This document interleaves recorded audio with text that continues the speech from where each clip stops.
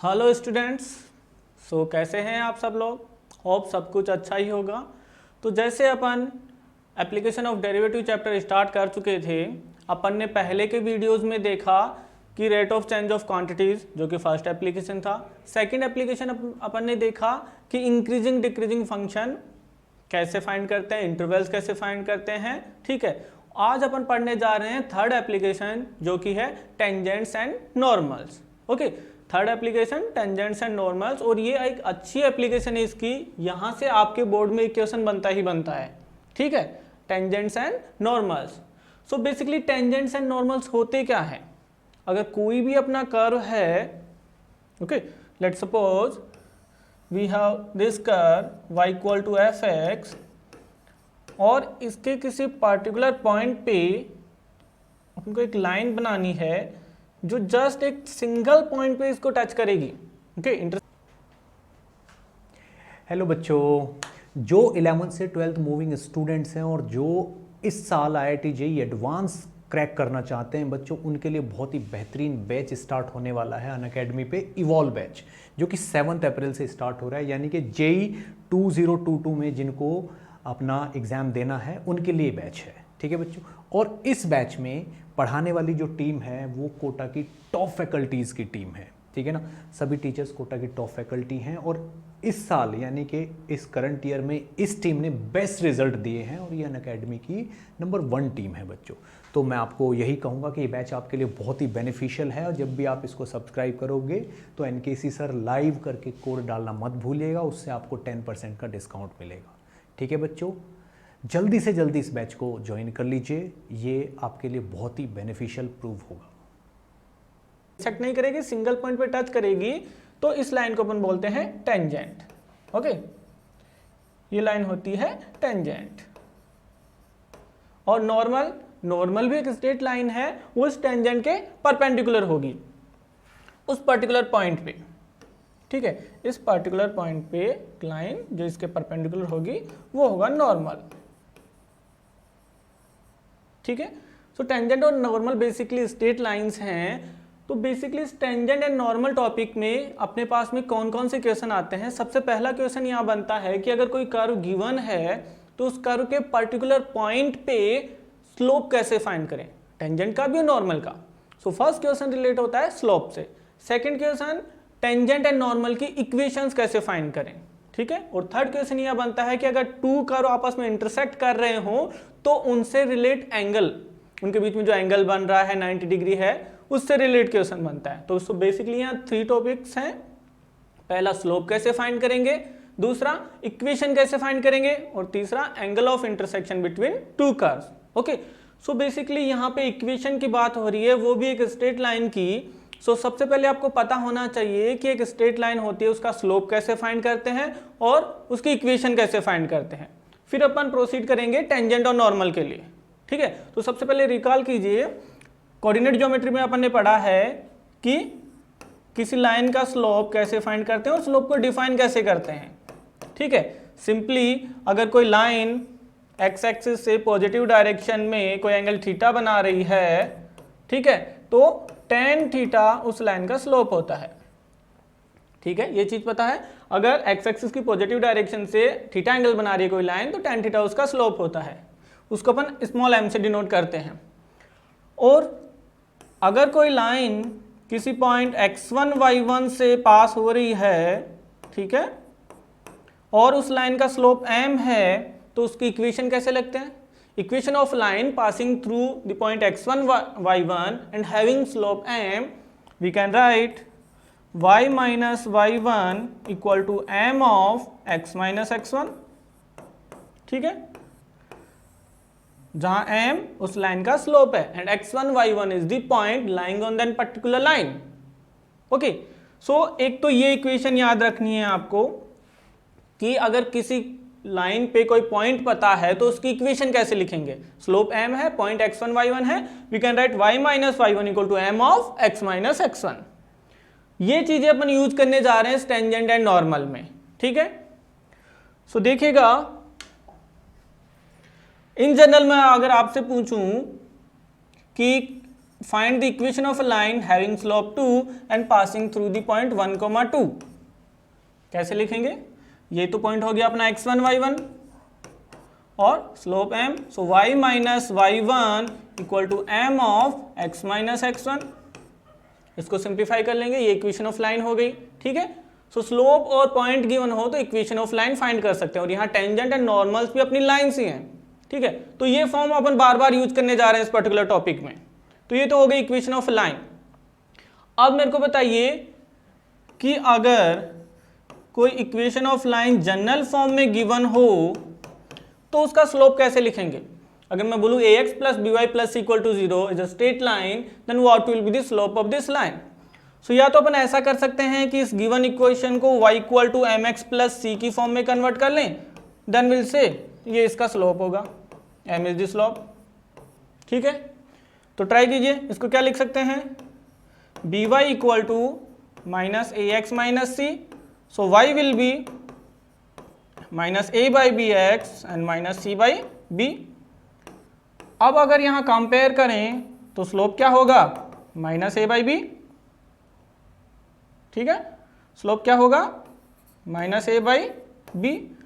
सो directly क्या बोल सकते हैं अपन कि जब भी ax plus by plus c equal to 0 form में लाइन हो तो डायरेक्टली उस लाइन का स्लोप होगा माइनस a बाई बी। याद रखना है, इसको बहुत जगह यूज करने वाला है सीधे।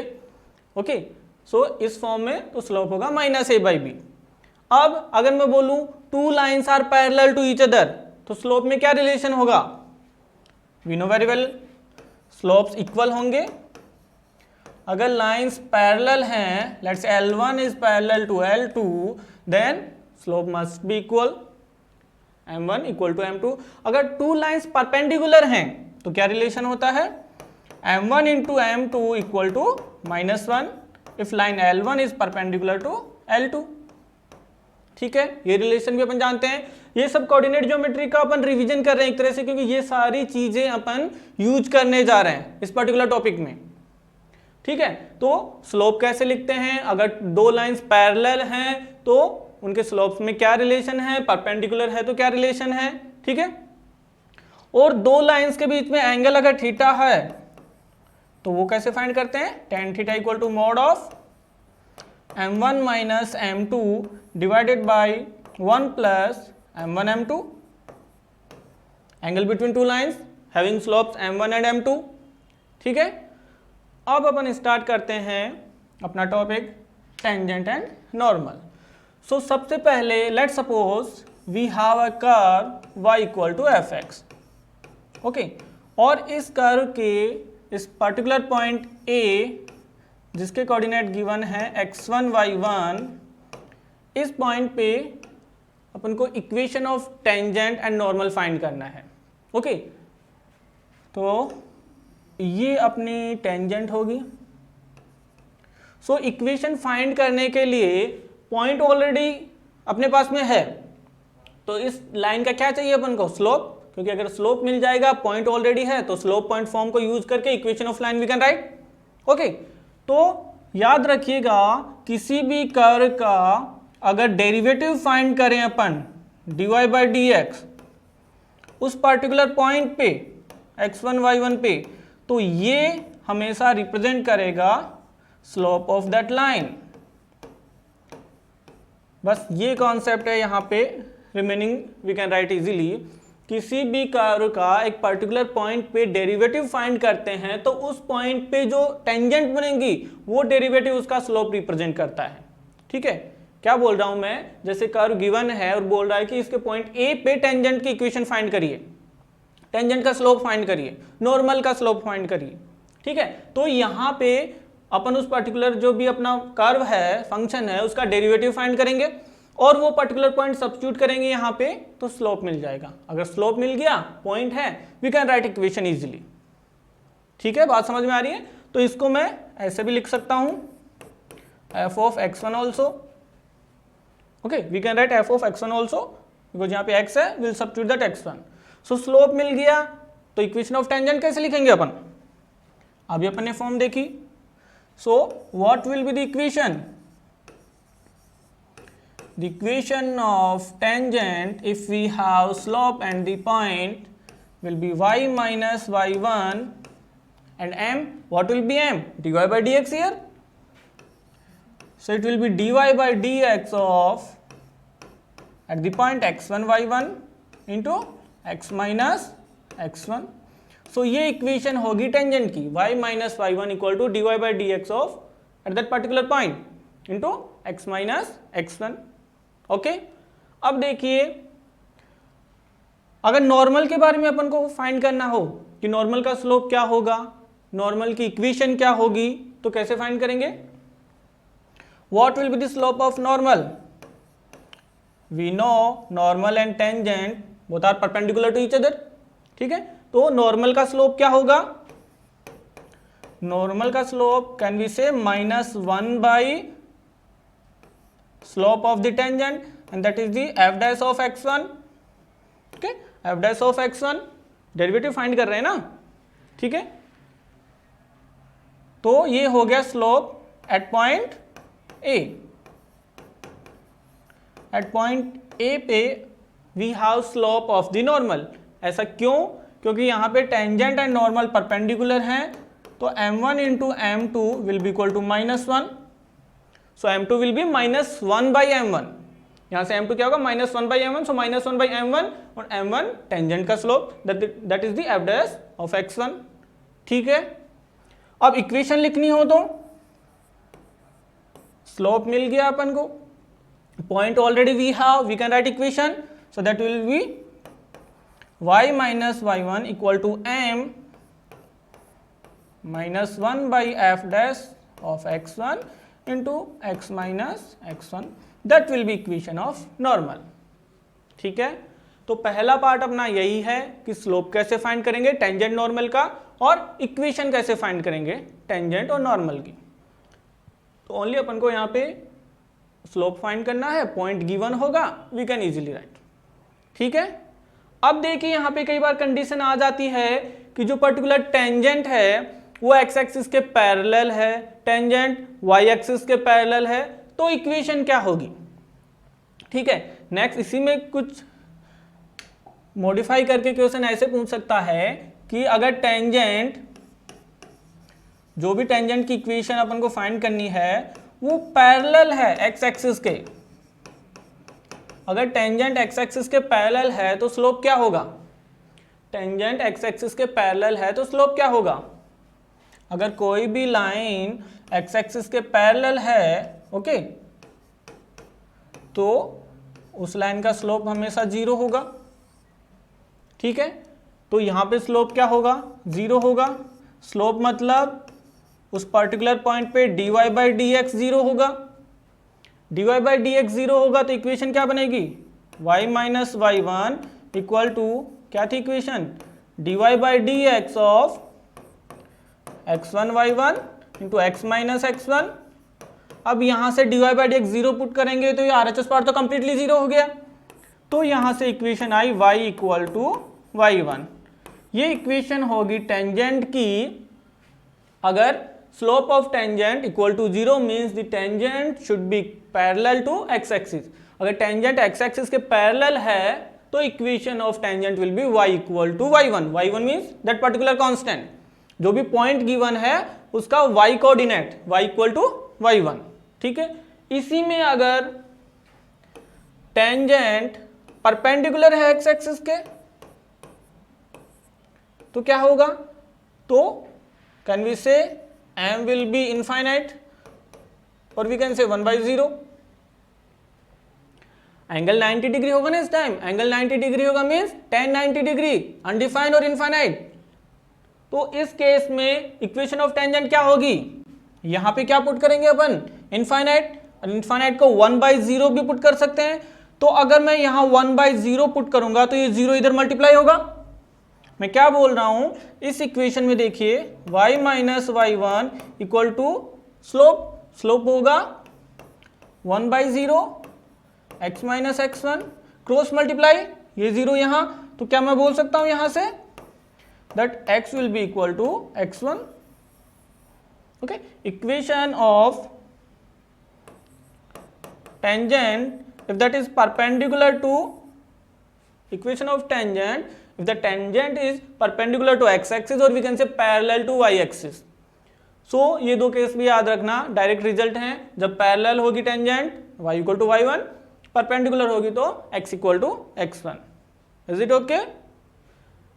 सो ये कुछ केसेस हैं कि इक्वेशन लिखते टाइम में कई बार पर्टिकुलर केस पूछ सकता है.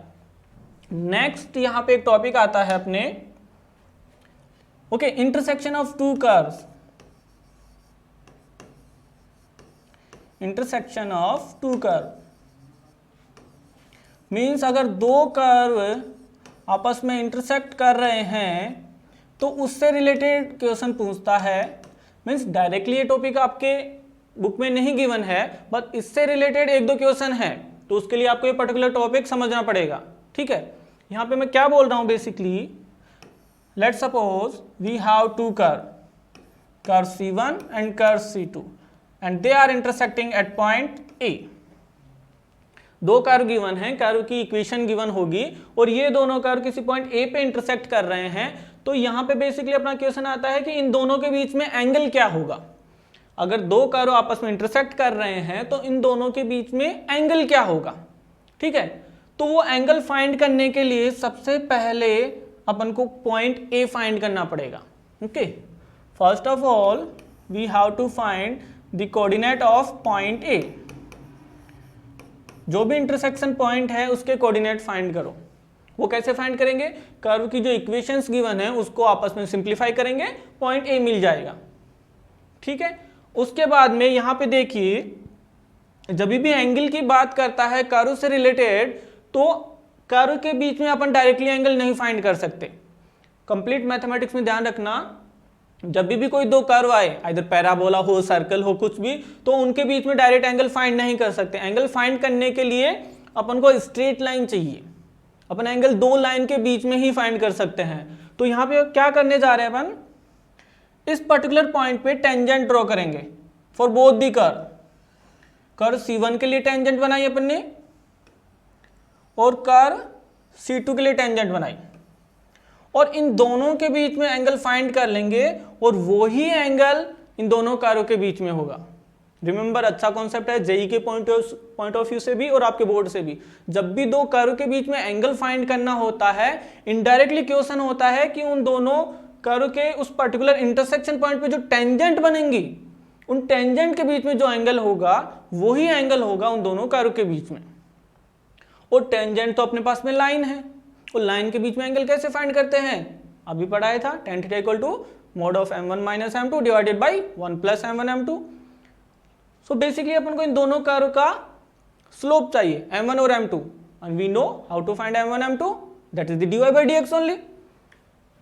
सो सेकेंड अपन इंटरसेक्शन पॉइंट मिल गया, स्लोप फाइंड करेंगे. So m1 that is the dy by dx of first curve at point A. m1 find करेंगे फर्स्ट कर्व के लिए dy by dx. Okay, and m2 same dy by dx for the curve C2 at the point of intersection, means at the point A.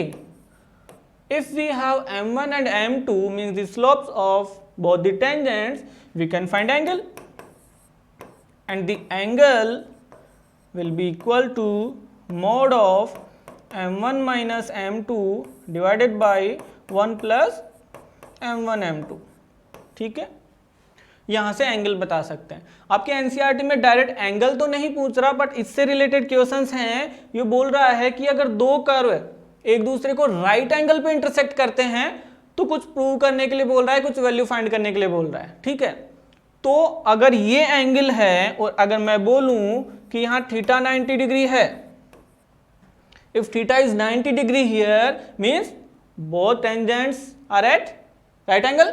So अगर दोनों tangent के बीच में right angle है, या मैं बोलूं दोनों कर्व के बीच में राइट एंगल है, so tan 90 will be infinite. Infinite means ये टर्म इनफाइनाइट कब बनेगी, ये टर्म इनफाइनाइट बनेगी जब डिनोमिनेटर 0 हो.